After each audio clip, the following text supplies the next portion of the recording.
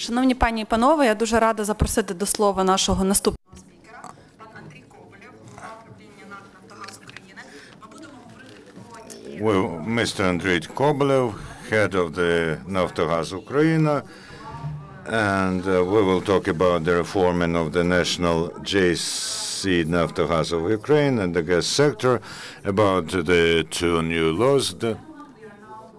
Subject of reforming the gas sector of Ukraine and in particular of the national joint stock company Naftogas Ukraine. Будь ласка.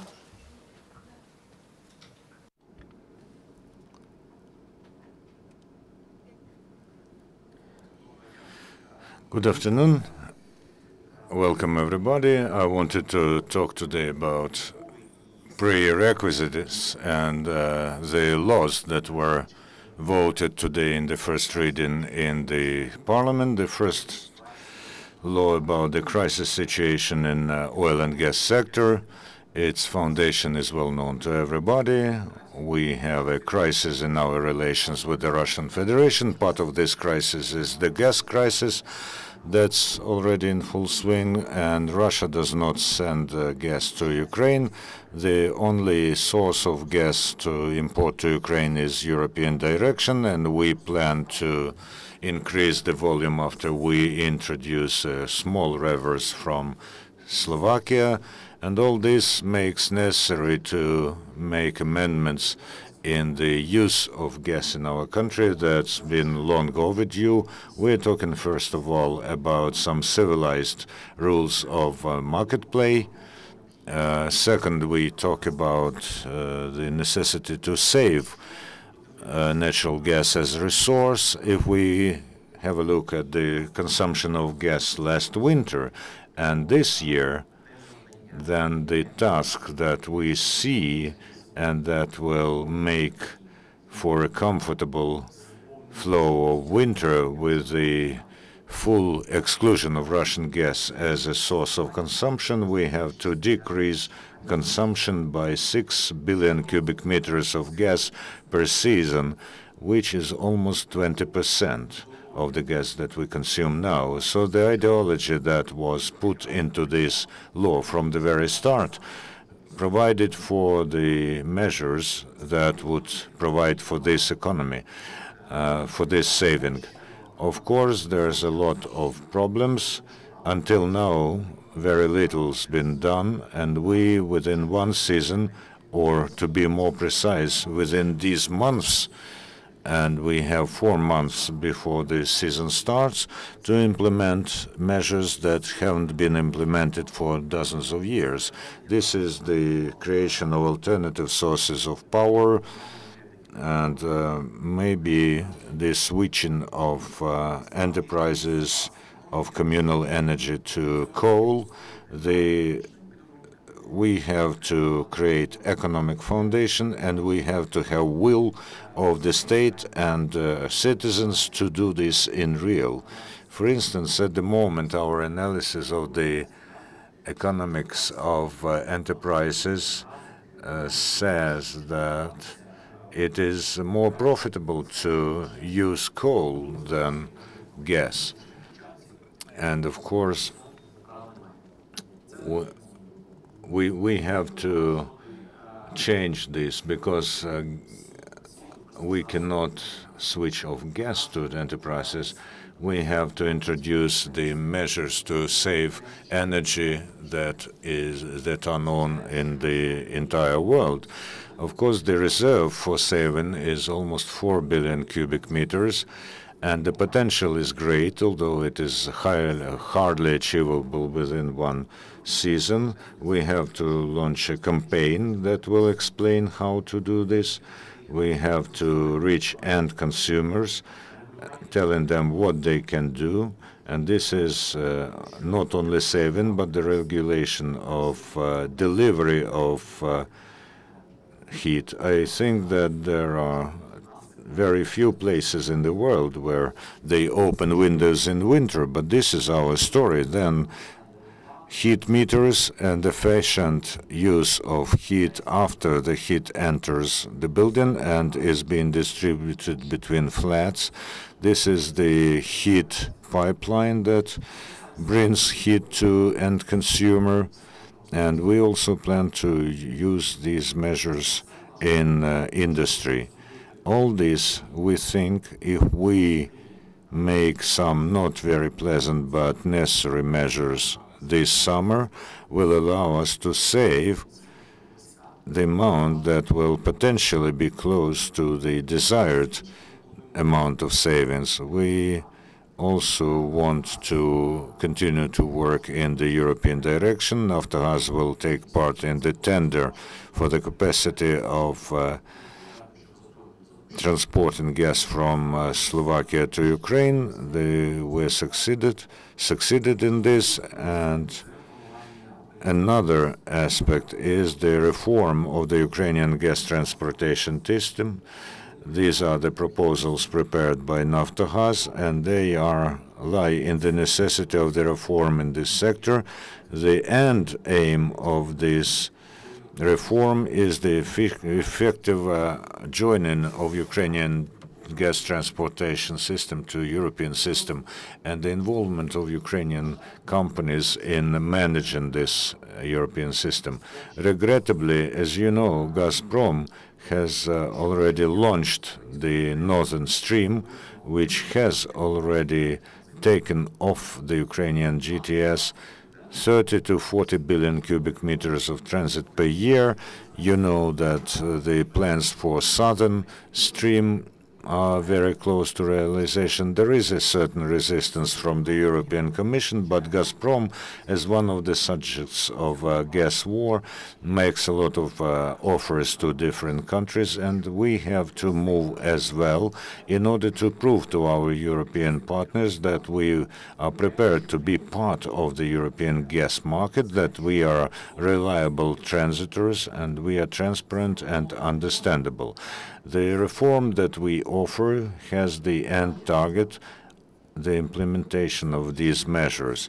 And the strategic aim of this reform is the transfer of the point of the transfer of gas to the east of Ukraine and delivery of our services to European consumers and partners, not to Russia. We think that without the creation of new legal entities and without transforming the GTS into the model that is being used in Europe, they won't be interested.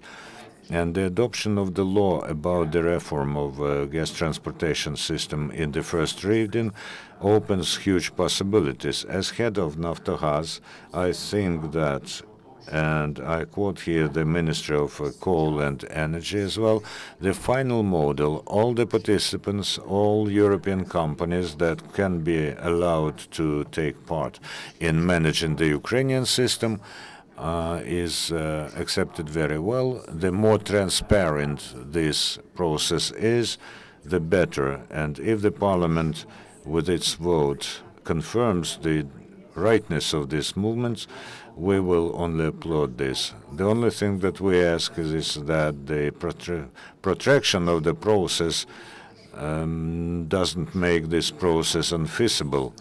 And if we are lagging behind, then the measures won't be as feasible and as interesting. Thank you. I'm ready to answer your questions.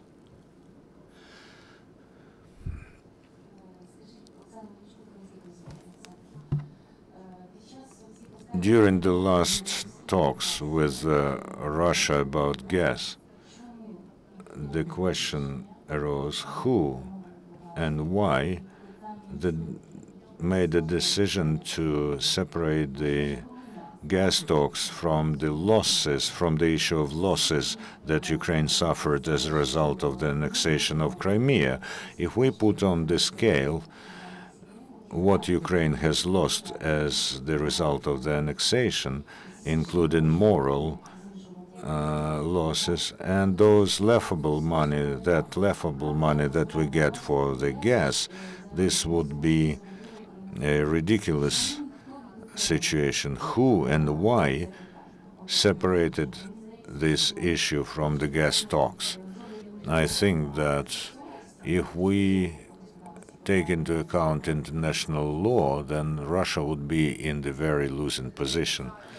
Well, this is a very clear answer, because the talks were not between Ukraine and Russia, but between Naftogas Ukraine and Gazprom.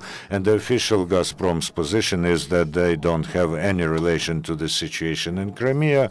Moreover, in order to involve Gazprom into this discussion, you have to have facts that would prove that Gazprom controls at least some things in Crimea, capacities in Crimea. As far as Ukraine-Russia position is concerned, then I will probably enter the field of other state bodies, but this issue has not been removed from the agenda, and we are preparing claims, and Naftogas is part of the process.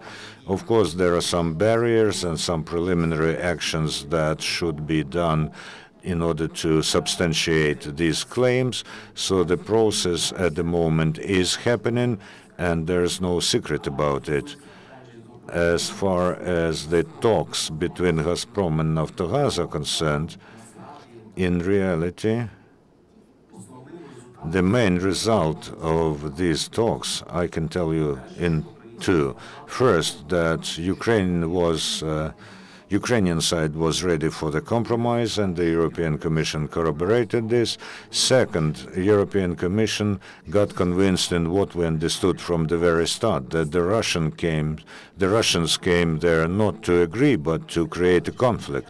Of course, we hoped for the better, but it was evident that the position of the Russian side is to artificially create conflict. One of our tasks was to prove this, and we proved this, but the issue of Crimea, even in certain aspects that Naftogas can try to prove and can lean upon, well, of course, we raised it. For instance, underground storage facilities. The situation in Crimea at the moment is undefined. Theoretically, they have to be managed by Gazprom, but in practice, this doesn't happen. Gazprom's position is very clear. We don't have any relation to this. Don't touch us. We don't know who manages them. And we also understand that in Stockholm Tertiary Court, we will not be able to raise this issue, because this has no relation to the contract between Naftogas and Gazprom. But the issue of Crimea, as far as I know, at the general talks is on the agenda.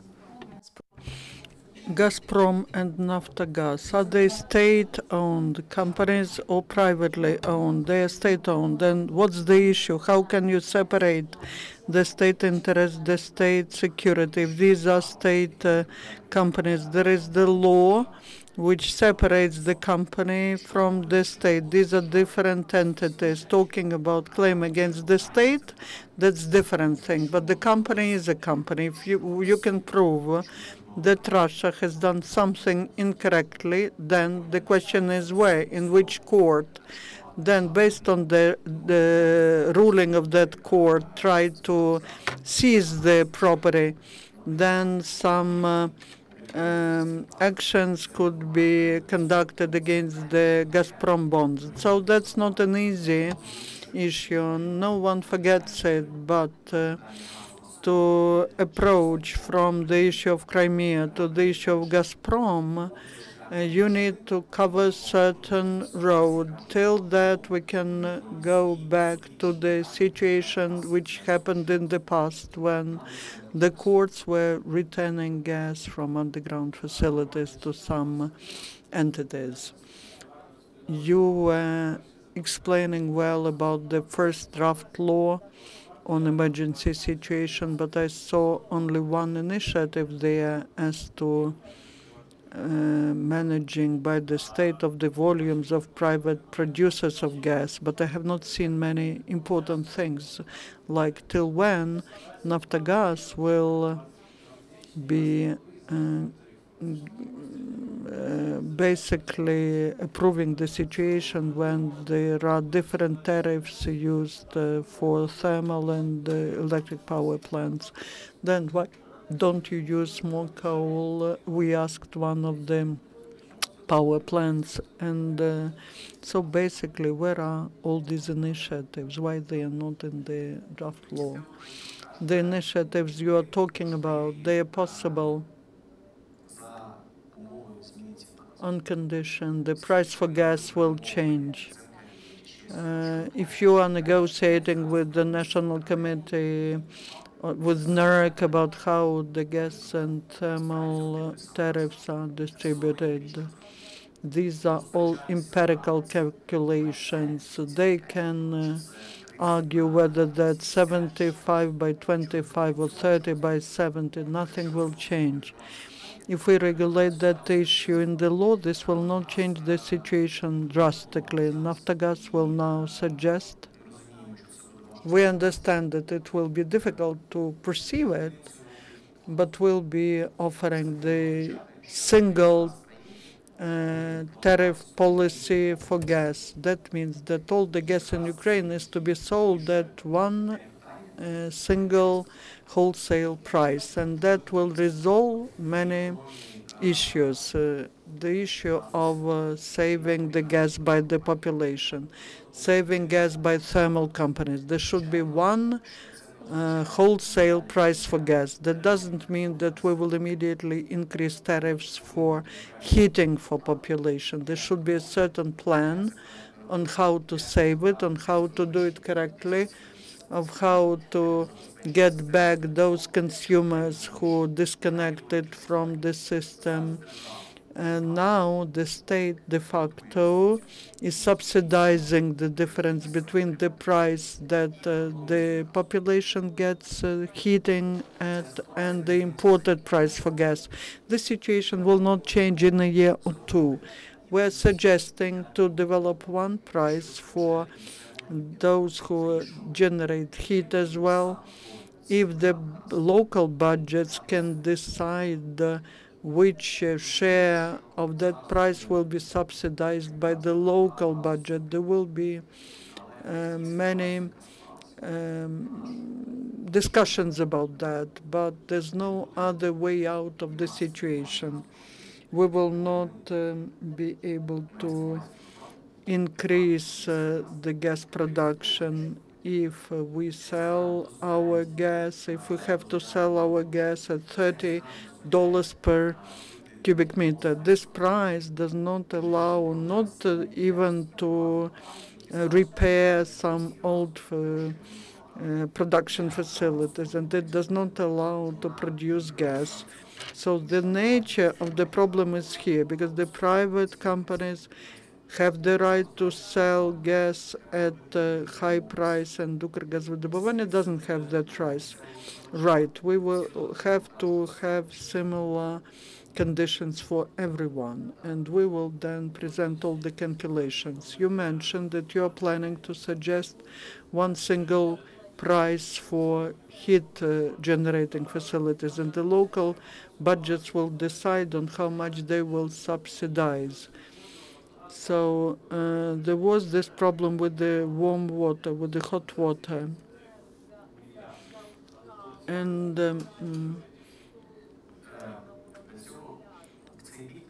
we need to move towards that in this direction, because there's no other way out. Do you know how much it will cost if the tariff is to be paid by the final consumer fully? How much it will cost to pay for the heating of the apartment? Now, the central budget or the local budget, that's a political question. Who has to provide how much subsidy? Or maybe the local budget, because tariffs are set by local budgets. They're approved by local authorities, I mean, but that is an issue to be discussed. It does not change the final result for the country. There is still the imported gas, and part of its cost will be compensated from the state money. This money will be allocated at the level of central budget or local budget, That's the issue for discussion. Who's responsible for what? For the country, the final result will not change, but the process is to be started. What will change? That's what you are asking about. The generating company will have no incentive to manipulate the price between electricity and heating, because the price will be the same. Usually the local authorities are lobbying the ratio of distribution. Let them agree. There is a price for natural gas, but how much is to be subsidized for heating, for electricity? That's not a question to Naftogas. For how many years are you planning to achieve this single price, in 2 years or faster? And what will be, how will you be adjusting, how will you be setting this single price? Will it be related to the price of Gazprom? Also, when should the law be approved by the MPs, and when will realistically the competition or the tender for looking for the investor will start? And have you addressed such international companies as Shell and Chevron with such proposals? Is there any reaction? And the last question, it's about the volumes of gas which are still at the Crimea. Is there any initiative? Some people say that there are 3 billion cubic meters of gas in Crimea. Just tell how much is left there. Okay, question after question. As far as the price is concerned, the offer that we want to bring to public discussion is to raise the tariff to the single price in this heating season. And if we have a look at the financial state of the country, Naftogas and other companies, there is no other way that we see, honestly, because the situation is so complex that we have to do this now. We have been protracting with this, and Naftogas was offering this, suggesting this before every heating season, and since 2004. And we were always told, let's survive this season and then come back to it. Why it is realistic to think about this today? Because today we think the society understands that without doing this, we in practice substitute the Ukrainian gas with the imported gas. And imported gas is the Russian gas. Gas from Russia is money for Russians. We should tie the price to the average imported price, and it is now approximately $360 to $370 per 1,000 cubic meters. We are not buying gas from Gazprom at the moment, and the price is not there defined, but this is the market price that we can get after all the operations. It is not clever to, it is unreasonable to make the price for local gas lower than the imported price. Otherwise, you stifle the local production and stimulate the imported gas. It's hard for me to say about the gas transportation system, because this will be decided by the MPs.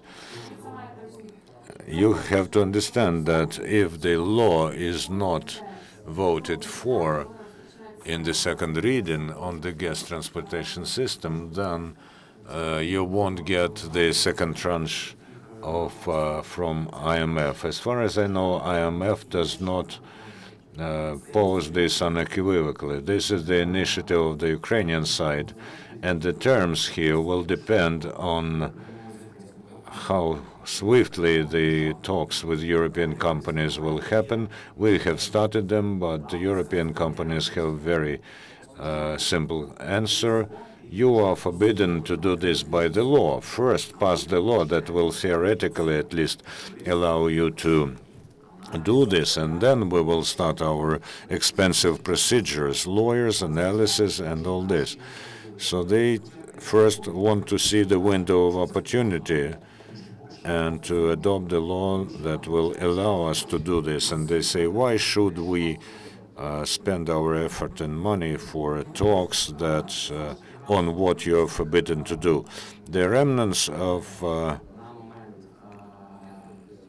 gas in Crimean underground storages at the beginning of the events that led to the annexation were something like 1.8 billion cubic meters. This gas is owned by Naftogas Ukraine, but I'll repeat,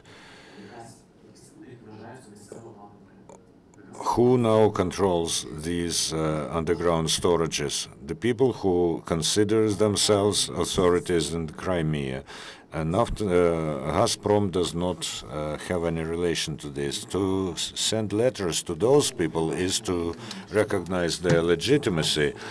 And there is a problem. We see the way in the general court claim by which all the Crimean assets, and the main asset there is the shelf. So we should assemble all the claims and send the claim to those whom the Ministry of Justice will designate as plaintiff, and it should go to the court, which will be designated again as the most likely court to take this into consideration. To make claims now is unfeasible because they will be easily rejected. We should assess and evaluate everything. If there were Gazprom there, then Naftogas would file the claim tomorrow, but they are not as silly as to do this. I don't expect to see Gazprom there. It would be super if he were there. About saving, and everybody knows that we should save, but Mr. Ivan Plachkov, whom you probably know, yesterday said that you have to switch off the hot water all around Ukraine, including Kiev, and to save in this way. Are there any serious suggestions like this?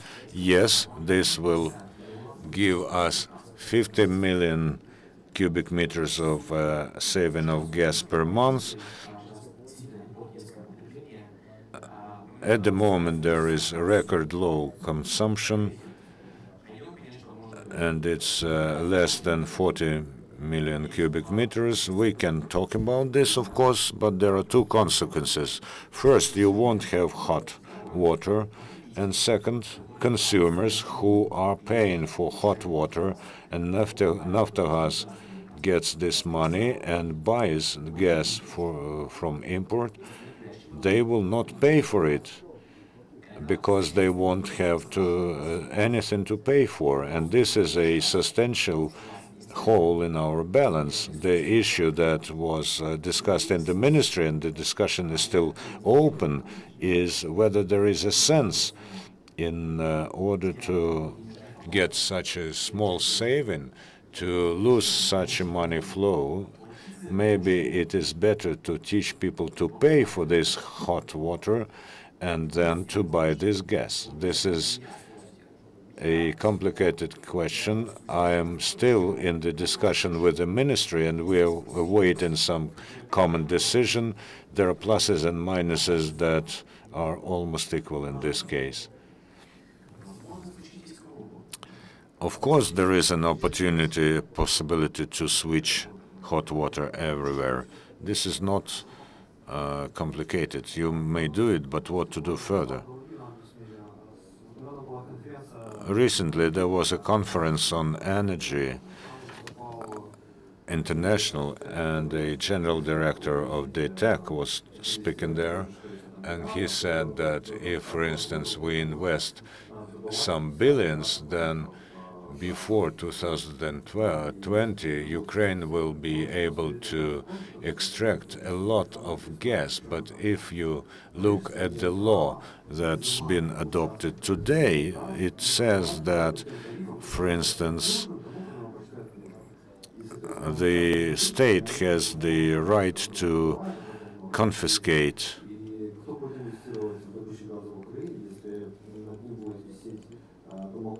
And who will invest gas and capacities? Who will invest in the Ukrainian gas sector if there's a Damocles sword hanging over your head that your assets can be confiscated? Well, this clause in the law, of course, can lead to different consequences. We are more or less in agreement with the assessment of DTEC, and this brings us back to the question of price. You ask what's the price for getting the gas, and then the reaction of the audience about the raising of prices in this season is met with sarcasm. If we want to raise the extraction, then the price for gas should be not less than $150. DTEC is drilling super deep drills.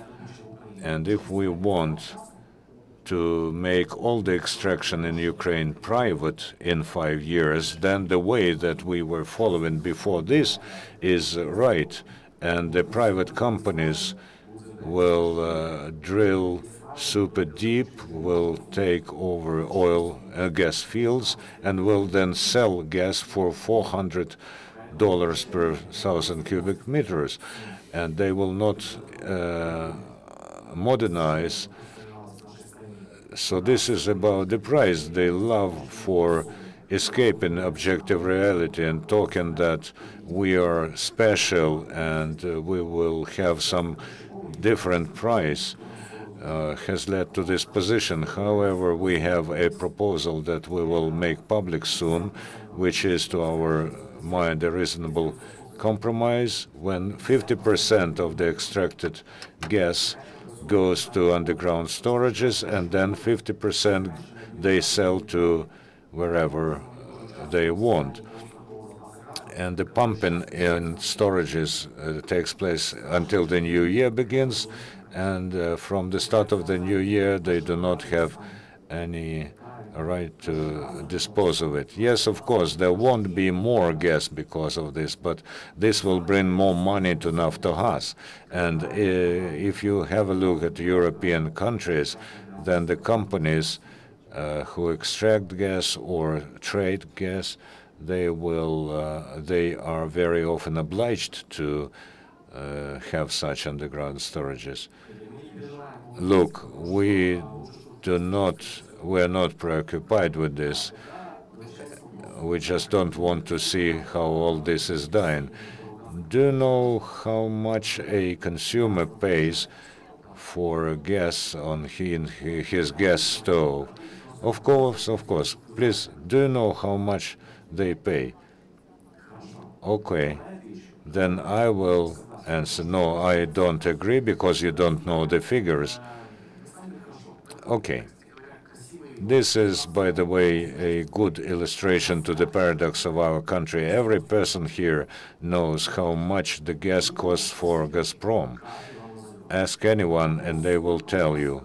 But when you ask a person how much you pay for gas, 90% of people don't know about this. Those people who have gas stoves pay 31 hryvnia. This is 5 times as little as you pay for mobile phone use. And this is just 2 packs of cigarettes.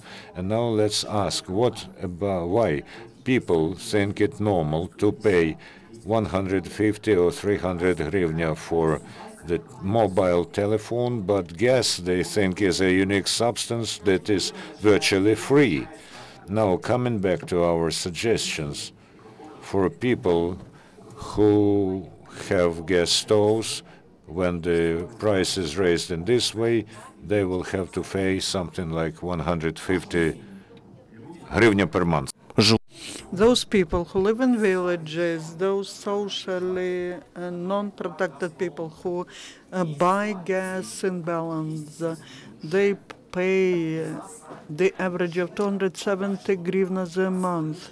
They somehow, without us, pay for gas at the market price, and we believe that's normal. But those people who get it from the pipeline, it should be free for them. That's the element of social unfairness. The increase of gas prices should be accompanied by correct privileges and subsidies. I have almost completed the process of registering subsidy. I wasn't going there. The member of my family went there, and he was told that in the next 10 days they're not doing it. We have a pause. And such things should not be happening if we are increasing the price. That's the category of people who really cannot afford. But if you look at the final result, I believe that the majority of people here, you do not need this low price for gas. We can pay 150 hryvnias looking at your mobile phones, at how you're dressed. Unfortunately, we cannot hear the comment. This will not be like that. It will not be too huge. Those people who use the central heating, they pay twice more than those people. Can you tell me why? Why are you not taking care of those who already paid twice more? There's already a big disbalance of consumers in different segments. The people who are in apartments, who have heating, they, as a rule, pay for gas much more than those who have individual heating systems, and that leads to what's happening in Uzhhorod. When people disconnect from central heating, they install individual boilers, and that's risk bad ecology and risk of explosion. But what's worse is that the central heating system stops operating. If you lose half of consumers, the tariff for others grows, then you stimulate more people to get disconnected, and this disbalance leads to the consequences that we have. And to say that we will not increase the price for gas because it will be difficult for someone to pay. Those who are people who earn little, for them there should be the system of subsidies. If we do not do that now, the Ukrgazvydobывание will be producing just 5 billion, and the private companies will be producing the rest, and they will be selling at $400. And instead of state companies, others will be doing it. And so basically, I believe that will be just the way for the private companies to develop. We have one more question. Without using shale gas and fracking to stop using gas from Russia? Not at this particular point of time, provided there is enough financing, as was mentioned by one of the people asking questions. Within 5 years, it's potentially possible by traditional drilling. In Naftogas, so far, shale gas has not proved much effect. But fracking and super deep wells may potentially bring additional 20-30 BCM, which will cover total import. Пане Андрію, дуже дякую. Це був дуже цікавий, інтенсивний. Thank you so much. It was very interesting and very intense. They will not let you go.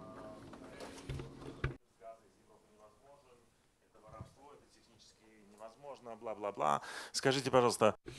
Could you please tell, Ukraine is receiving gas from Europe?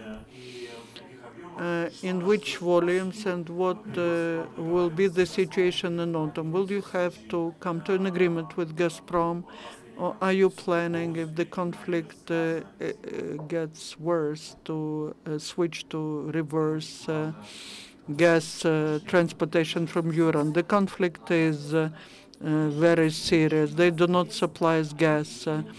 Now they are blaming, they will disconnect gas supplies to Europe and will blame us that we are not supplying that. That's the next step. We have to be ready. Ukraine is buying gas on reverse. We have filled in big storage facilities. There will be some European companies which are supplying gas to European consumers who will be supplying. Then there should be a small reverse open from Slovakia. If we save at the rate that we suggest, then we will survive through the winter with the gas from Europe. If we remove from ballast this volume that I've mentioned, if we do what we had to do long time ago, we have all the chances to survive through the winter comfortably. Thanks God, Ukrainian underground facilities have quite big reserve of gas. We continue to fill in the gas into these storage facilities from Europe. The comment by Russia about non-legitimate revers, we well believe that that's just they're repeating these words, but European Commission says that's legal. Another important thing is important when the gas goes into the European system, that's not Russian or Turkmen gas. That is just the gas which has the owner, doesn't have the origin, and the owner of this gas has the right to do whatever with it, supply it to Ukraine. And that is what some companies are doing. Thank you. Thank you, Andriy, for your time and for very competent answers. The day is over.